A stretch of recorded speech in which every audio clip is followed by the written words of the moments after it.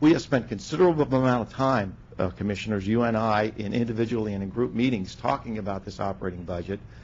And I can only say that this change would not be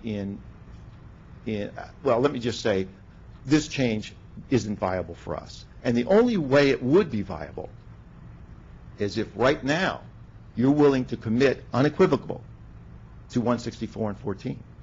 That's the only way it works. Otherwise, then I'm stuck with a $3 million plus another $3 million of operating pack next year, and I'm already beginning a $6 million problem. It doesn't help me. I would ask you, and I'm a man of integrity, and I would come forward to you and say, if I believe this had any way of working, I would be here endorsing it, or I would have brought it forward to you. I'm asking you to stay the course, stay with your proposed budget. It is what I believe is the best thing for our public school system. I'm talking to you as your head of education for Carroll County Public Schools. And so I'm asking you to take the capital transfer in the spirit it was given to relieve a capital problem and not push it over to our operating side. And I can tell you another way that it would work, and that is if you get to work now and consolidate some of these schools with all this empty space so that you dump some operating costs dollars back into your operating fund. And we take this year to use one-time dollars from our budget and your budget to be used only as one-time dollars, because what we're doing is the very opposite. By putting it in your MOU, we're creating recurring costs that we don't have in our budget. But if we can kind of hold time this year and then all work on what we have to work on to get all of our recurring costs up, we'll be okay in the outgoing year. So if you could usher through this consolidation so that you take something offline, which needs to be, there's space everywhere, and get those operating dollars back into your budget, you're not going to have this recurring problem. You are going to have funds in the out years for recurring costs. That is something that the board is willing to look at. We've passed the charge to me to look at that. We will look at that.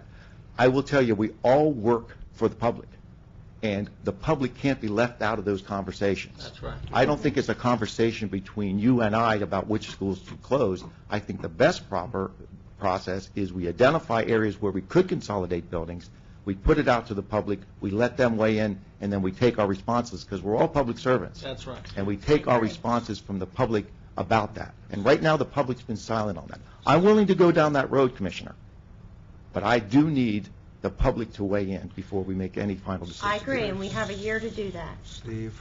I think that the pressure should be that in the next year, that our timeline for figuring out what schools are consolidated and such that we can have those operating funds go up in the next year.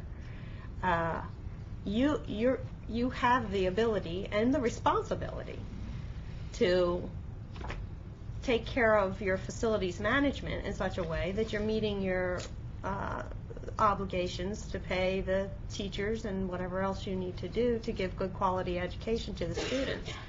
So I believe that the goal should be to keep us at MOE this year, and you've shown us how we can do it, and then finish this consolidation of at least whatever building will give you the $3 million that you need. I was told an elementary school probably frees up about $2 million, a bigger school 4 or 5. No, those actually, are the numbers that I was given from your staff. The ballpark numbers for those kinds of consolidations would be, because assuming we'd still have to maintain that building in some respect, you're looking at about, and I don't have the numbers at the top of my head. I don't know who you spoke to on the staff, but there's no way that I can come to a $4 or $5 million for a high school. I'm looking at $700,000 to $1 million roughly on an elementary school, maybe $2 million on a high school, and that would, in consolidating that, assumes some responsibility for maintaining those buildings. Right. We also don't know what the transportation costs would be until we don't know know where what the they're coming transportation offsets would be. The whole public process of will we have to provide shuttle service to different schools to get educational program. That's what the committee needs to look at. That's the long process. So I'd hate to commit to any kind of number, but I would, again, as superintendent looking at these things for a long time, 2.5, maybe 2 on a high school for core staff is about all we could squeak out of that, with operating impacts and transportation coming off of that.